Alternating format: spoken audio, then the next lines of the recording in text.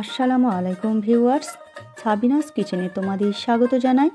আজ আমি তোমাদের কাছে নিয়ে চলে এসেছি চুল ঝরা বন্ধ করতে এক আয়ুর্বেদিক তেল। আশা করছি তোমাদের খুবই ভালো লাগবে। Let's go. Oh my god.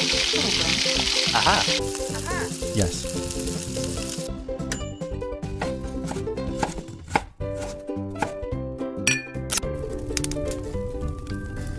Wow. Thank you. আমি এখানে তুলসী পাতা, কারি পাতা, নিম পাতা, অ্যালোভেরাকে কুচি করে নিয়েছি আর জবা ফুল নিয়ে নিয়েছি 10 পিসের মতো। নিয়ে আমি ভালো করে ধুয়ে পরিষ্কার করে নিয়েছি। সব কিছু আমি ভালো করে, অ্যালোভেরাটাও আমি পিস করে কেটে নিয়েছি। এখানে 3 চামচ কালো জিরে, 3 চামচ মেথি, আর দিয়েছি 10 থেকে 12 পিস লবঙ্গ, মাথায় ফুল আছে সব শুধু নিয়ে। আর এখানে 4টে মিডিয়াম সাইজের পেঁয়াজ কুচিয়ে নিয়েছি। 500 নারকেল তেল নিয়ে নিয়েছি আমি। কড়াইতে নারকেল তেলটা পুরোটা দিয়ে দেব, দিয়ে সমস্ত কিছু দিয়ে সব কিছু দিয়ে আমি এবারে ফুটিয়ে নেব। আমি ততক্ষণ ফোটাবো যতক্ষণ না সব কিছু ভাজা ভাজা হয়ে যায়। তোমাদের হাতে সময় থাকলে মিডিয়াম আছে ফুটিয়ে নিও।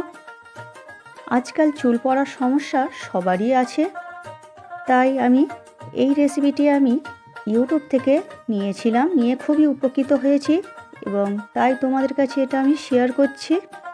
রাতের দিকে সপ্তাহে 3 দিন এই তেলটি ব্যবহার করতে হবে। চুলের গোড়া চিড়ে চিড়ে আঙুলে করে লাগিয়ে দিতে হবে, লাগিয়ে 5 মিনিট ম্যাসাজ করতে হবে এবং সকালে উঠে শ্যাম্পু করে নিতে হবে চুলকে। এই তেলটি ব্যবহার করায় আমার 2 সপ্তাহের মধ্যেই চুল ঝরা কমে গেছে। তোমরা না ব্যবহার করলে বিশ্বাস করবে না। দেখো সব কিছু ভাজা ভাজা হয়ে গেছে। এবারে আমি সব কিছু ছেঁকে তুলে নেব। এগুলো ছেঁকে নিচ্ছি। ছেঁকে নিয়ে ফেলে দিও না তোমরা, এটা একটি জায়গায় রেখে তেলটা কিছুক্ষণ ঝরিয়ে নিও। ঝরানোর পর এবারে যে মেথি, কালো জিরেগুলো আছে ছাঁকনি দিয়ে ভালো করে আমি ছেঁকে নেব।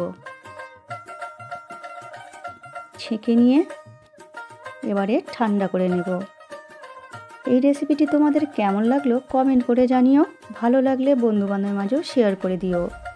এরপর আমি একেবারে তেলটা ঠান্ডা করে নিয়ে আমি 8 পিস ভিটামিন ই ক্যাপসুল আমি এতে মুখটা ফুটো করে নিয়ে আমি দিয়ে দেব তেলের সঙ্গে।